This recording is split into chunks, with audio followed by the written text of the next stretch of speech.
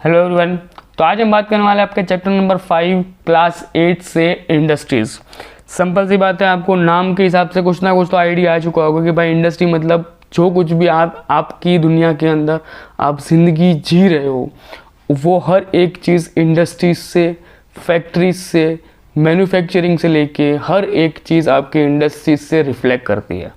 हर एक कंट्री के अंदर इंडस्ट्रीज़ एग्जिस्ट करती हैं। अगर इंडस्ट्रीज़ एग्जिस्ट नहीं करती हैं मतलब उस पूरे देश की इकोनॉमिक ठप पड़ी हुई है। समझ रहे हो?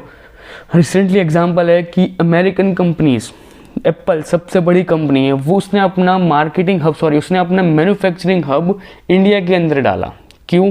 उसको पता है कि उसको सही मात्रा में लेबर्स मिल रहे हैं, उसको सही मात्रा में उसको लोग मिल रहे हैं और सही मात्रा में उसकी वैल्यू की जाएगी और लोग यहाँ पे मेहनत करेंगे।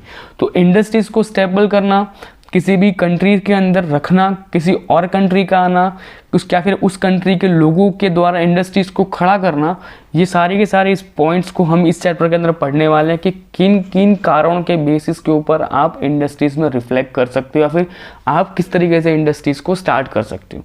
याद रखना, जितनी भी इंडस्ट्रीज़ हैं वो प्रॉब्लम सॉल्विंग इंडस्ट्रीज़ हैं। आप चाहे कोई भी इंडस्ट्री को पकड़ के देख लो, कोई भी इंडस्ट्री को, वो सारे के सारे एक नीड्स को पूरा कर रही हैं। सपोज अगर कोई इंडस्ट्री के अंदर कोई फैक्ट्री है जो किसी भी कंपनी के टायर बनाती है, XYZ टायर बनाती है, तो वो जो XYZ टायर है ना वो प्रॉब्लम सॉल्विंग नहीं है, बट वो जो टायर है ना वो प्रॉब्लम सॉल्विंग है।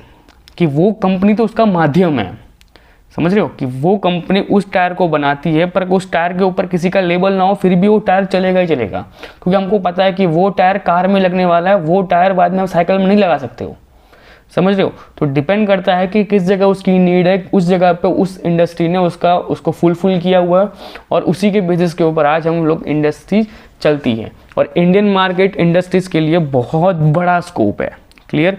वो इतना बड़ा स्कोप है कि जिसके अंदर आज फॉरेन करेंसीज या फिर फॉरेन मार्केट या फिर FDI, फॉरेन डायरेक्ट इन्वेस्टमेंट हमको बहुत ज़्यादा बल्क में मिलता है। क्यों? उनको पता है कि इंडिया इज़ द फ्यूचर।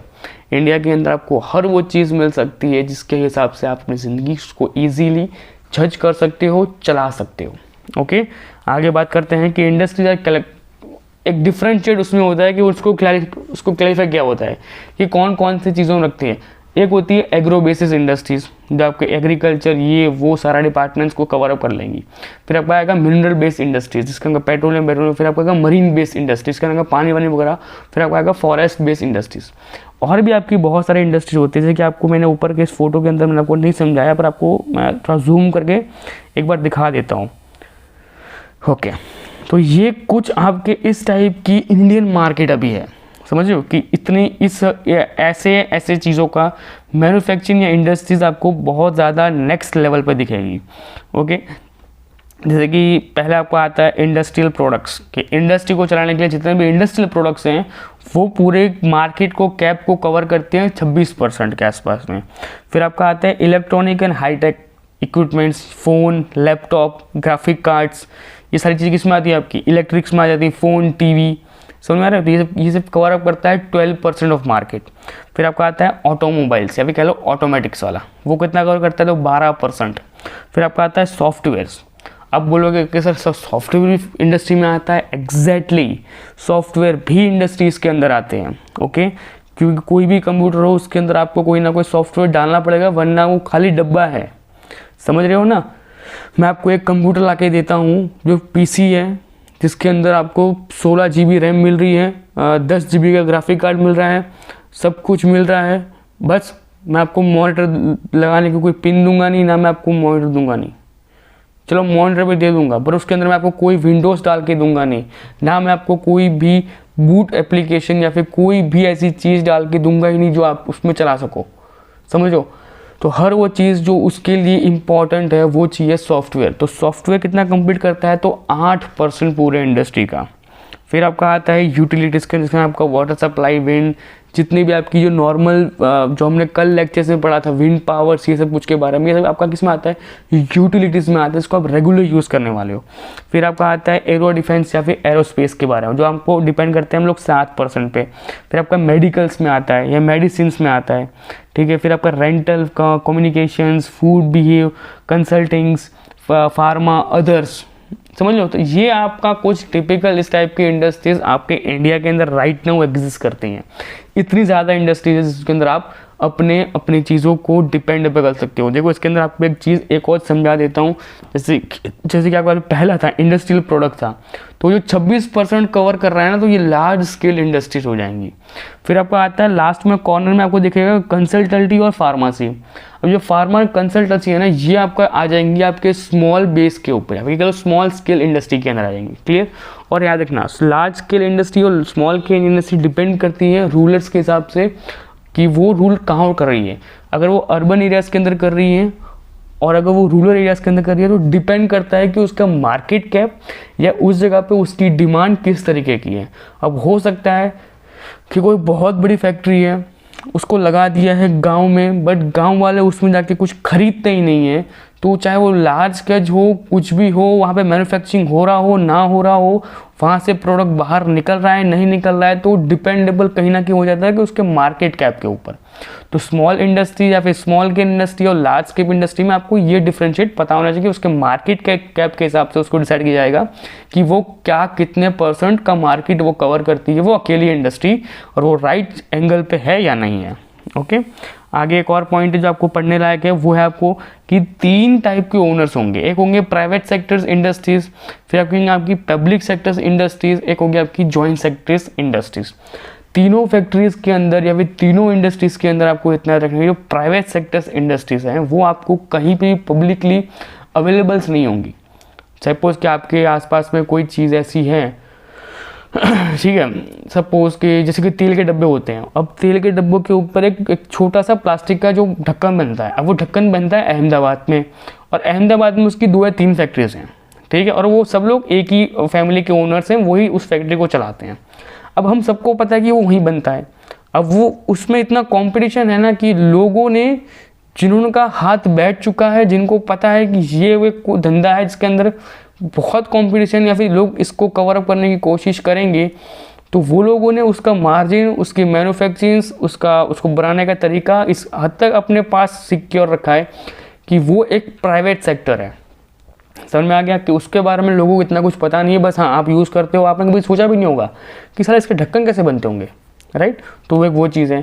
दूसरी आपकी पब्लिक सेक्टर्स होती है। अब पब्लिक सेक्टर्स के अंदर इंडस्ट्रीज वो इंडस्ट्रीज होती है जिसके बारे में आपको पब्लिकली पता होता है कि हाँ भाई ये तो यहाँ बनती हैं, इसके पास तो ऑलरेडी, जैसे कि हम लोग सिंपल सी बात करें अभी इंडिया के अंदर, तो अगर आपको पेन खरीदना है, अब पेन की बहुत सारी फैक्ट्रीज हैं, सिंपल सी बात है। अब कोई भी एक पेन को पकड़ लो, उस पेन की फैक्ट्री के अंदर जाके देख लो, आपको पता चल जाएगा हाँ भाई पेन ऐसे बनता है, ये प्लास्टिक यूज़ किया जाता है, इस तरीके से इंक भरी जाती है, इस तरीके ढक्कन बनता है, इस तरीके से लीड लगती है।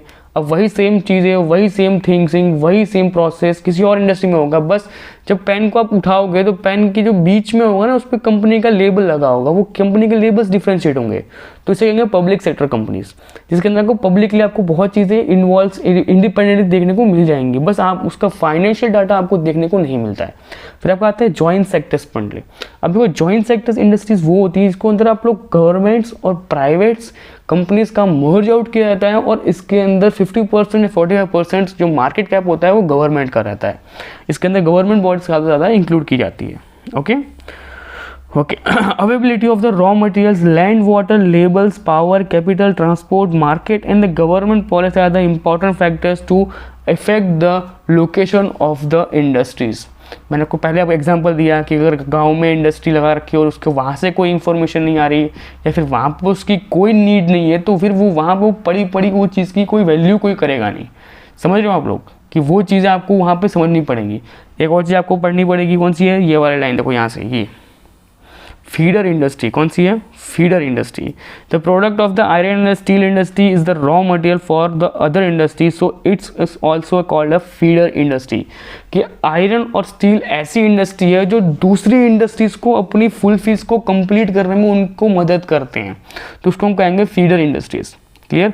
अब बाकी जितना कुछ आपको पढ़ना है वो आप इनको नॉर्मल पढ़ सकते हो, आपको आइडिया आ जाएगा, क्योंकि इंडस्ट्री के बारे में जितना कुछ बताना था मैंने आपको मेनली मोस्ट ऑफ सारे पॉइंट्स मैंने कवर अप कर दिए हैं।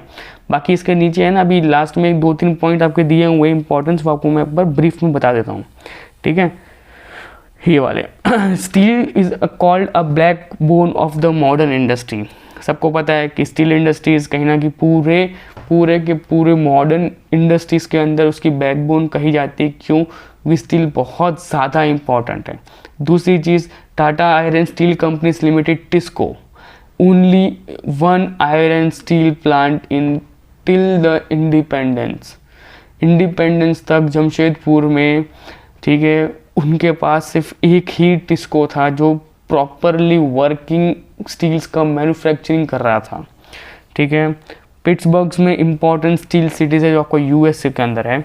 आगे बात करते हैं कि Ahmedabad second largest textile city in India after Mumbai. समझ लो, सेकेंड लार्जेस्ट है, पहले नंबर पे मुंबई है। अब होता ये है कि उस टाइम पे हम लोग उसको मैनचेस्टर ऑफ इंडिया कहते थे, आज से सालों पहले, आज भी कहते हैं। बट कुछ सेवरल प्रॉब्लम्स हुई, लोगों ने स्ट्राइक्स किया, लेबर्स ने हड़ताल की और बहुत कुछ हुआ था। वो एक हिस्ट्री का एक अलग सा पार्ट है जिसके अंदर मैं आपको बताऊंगा कि किस तरीके से कॉटन उद्यान अहमदाबाद के अंदर बहुत हाई लेवल पे था, बाद में उसको किस तरीके से अंदर के ही लोगों ने और किस तरीके से वहाँ पे स्ट्रॉन्ग या फिर वीक मैनेजमेंट के रीज़न से, मिसकम्युनिकेशन से रीज़न से एक बहुत बड़े स्केल पे second largest textile city Ahmedabad के अंदर सडनली 1-2-8 महीने के अंदर, कितने 1-2 से 8 महीने के अंदर सारा का सारा सिचुएशंस चेंज हो जाती है। तो जिस तरीके से सिचुएशन चेंज होती है ना, that is a interesting story, जिस तरह आपको समझ में आएगा कि मर्चेंट कहते हैं कि हम लोग Manchester of the India, Ahmedabad को नाम दिया गया और आज उसका नाम है ही नहीं। ओके, आगे बात करते हैं, उसका is the Manchester of the Japan. समझ में आ गया आपको। आगे बात करते हैं हम लोग आईटी फील्ड्स के बारे में। तो आईटी फील्ड्स के सिंपल सी बात है, इंफॉर्मेशन टेक्नोलॉजी एक one of the growing sectors in India के अंदर आईटी फील्ड्स के अंदर आज आपको अपना करियर बनाना हो तो one of the best opportunities मेरे को मिल सकती है। अगर आप चाहते हो कि आप अपनी ज़िंदगी के आने वाले फ्यूचर्स को लेके बहुत ज़्यादा पॉजिटिव हो या फिर बहुत ज़्यादा सिक्योर रहना चाहते हो तो go for the IT fields. कि अगर आईटी फील्ड्स को पकड़ोगे, नॉलेज आपको मिलेगा, आपको मेहनत करनी पड़ेगी और अब मेहनत करोगे तो आप बड़ी से बड़ी आईटी कंपनीज के अंदर जाके जॉब कर सकते हो एज ए आईटी पर्सन। एक और चीज़ याद रखना, जितनी भी बड़ी कंपनीज हैं, याद रखना वो किसी भी गवर्नमेंट ओन कंपनीज नहीं है। ये बात आपको दिमाग में रखनी है। If you preparing for the government exam तो आप गवर्नमेंट जॉब में जाओ, आप गवर्नमेंट कंपनीज के अंदर काम करने वाले हो, जो कुछ भी करना है वो आपका पर्सनल थिंग्स है। पर आप कभी लिस्ट उठा के देख लेना, कभी भी लिस्ट उठा के देख लेना, उस लिस्ट में एक चीज़ आपको कंपलसरी और एक अलग से दिखेगी कि जितने भी बिजनेस ओनर्स हैं, जितने भी रिचेस्ट पर्सन्स हैं, जितने लोग हैं, वो सब लोग कोई कंपनीज को ओन करते हैं, वो खुद गवर्नमेंट्स के अंदर काम नहीं करते हैं। तो बहुत चीज़ें आपको देखने को मिलेंगी इन फ्यूचर्स के अंदर कि आईटी फील्ड्स की आपकी मोस्ट ऑफ कंपनीज जो आपको अभी देखनी है ना, वो आपके आईटी फील्ड से निकल के आ रही है। ठीक है, तो आपको भी अगर आईटी फील्ड में इंटरेस्ट हो तो जाइए। Bangalore the one of the greatest opportunity आपको मिल जाएंगी, वहाँ पे अच्छी से अच्छी कंपनी मिल जाएंगी। क्यों? क्योंकि हम उसको सिलिकॉन वैली ऑफ द कहते हैं। सिलिकॉन वैली जो आपकी यूएस में है वैसी की वैसी सिमिलर बेंगलोर के अंदर भी है, क्योंकि आपका सबसे ज़्यादा आईटी कंपनीज आपको बेंगलोर में मिलती है। ओके, बाकी मैन्युफैक्चरिंग ये सब कुछ मैं आपको डिटेल में एक बार बता चुका हूँ। तो आज के लेक्चर में इतना ही, मिलते हैं नेक्स्ट लेक्चर में। तो वीडियो को लाइक कीजिए, चैनल को सब्सक्राइब कीजिए। Bye bye, take care.